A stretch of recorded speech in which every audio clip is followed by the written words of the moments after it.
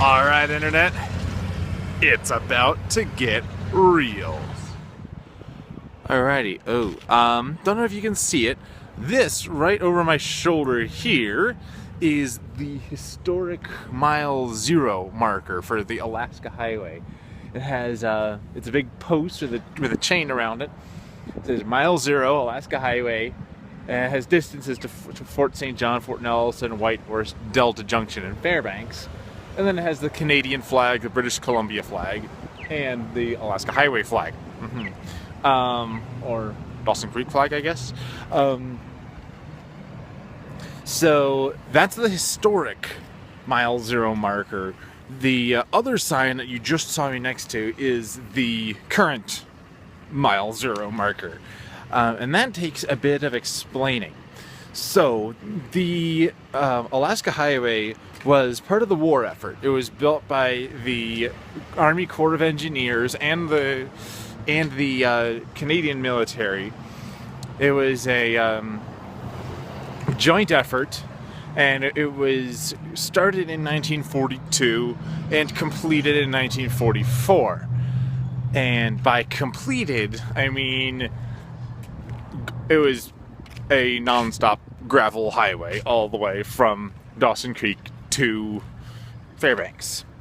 And then it was opened up for civilian use in sometime in the 1960s, if I'm not mistaken. And then nowadays, the entire highway is actually paved, although given the climate up here, there are stretches of it that are under construction and maintenance almost all the time. Anyway, so the route of the Alaska Highway has changed over time.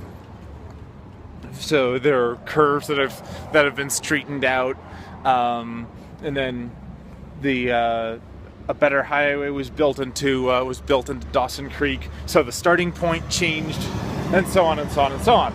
So the route the Alaska Highway follows now is slightly different from the original route, and which leads to a kind of a confusing mileage system on it.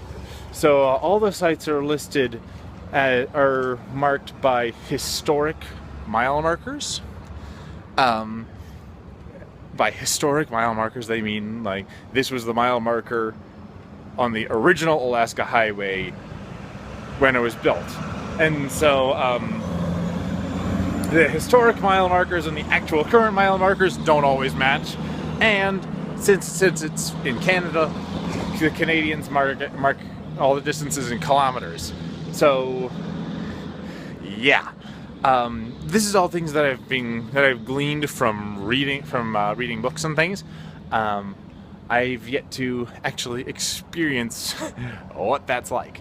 Anywho, so anyway, I'm here poking around Dawson Creek. The visitor center just opened, so I'm gonna go see what there is to be seen in there, and well, hopefully there's more cool stuff. Alrighty, so I am here in the Alaska Highway House. You saw it over my shoulder when I was across from the Alaska Highway Mile Zero earlier. This is basically a little museum about the construction of the Alaska Highway.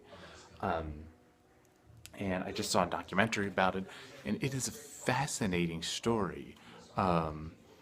So it started in March of 1942.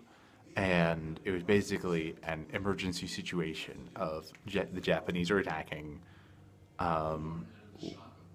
They could attack mainland United States any day. They might attack Alaska. We need a supply chain up there. So the Army Corps of Engineers basically just said, okay, we need a road to Alaska built in a year. And so they sent battalions of engineers with bulldozers and everything. And very long story short, they succeeded, like in brutal conditions. They completed the road, about 1,500 miles between March and November of 1942.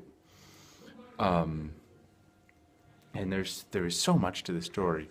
One interesting little thing here is, take a look at this Jeep behind me. one obstacle that they hit was called permafrost. So that was ground that was frozen solid, and like they would clear grass and muskeg, it's called. They'd clear that off the top of the ground, but then the sun would hit the ground and it would thaw and all their machinery would sink into the mud. So then you see the Jeep is on that little bed of tree trunks. That's called a corduroy road, and they would literally build a road of tree trunks, and that's how they would keep themselves from sinking into the mud. And then the highway was finally joined together at a place called Soldier Summit, which is right near Whitehorse, the Yukon Territory. And that's where we're headed. Alrighty, so I spent the morning poking around Dawson Creek, and I got the Great Canadian Oil Change. Literally, that's the name of the place I went to.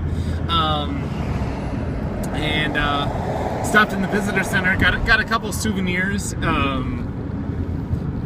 and most notably, I got a hoodie because it got pretty cold overnight. So partly I like my hoodies, and partly it's a useful. It looks like it'll be a useful thing to have handy as I make my way down the highway.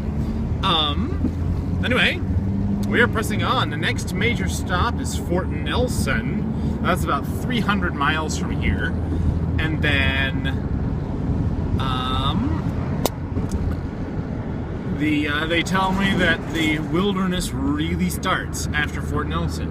So anyway, stay tuned. All right, peace out, y'all.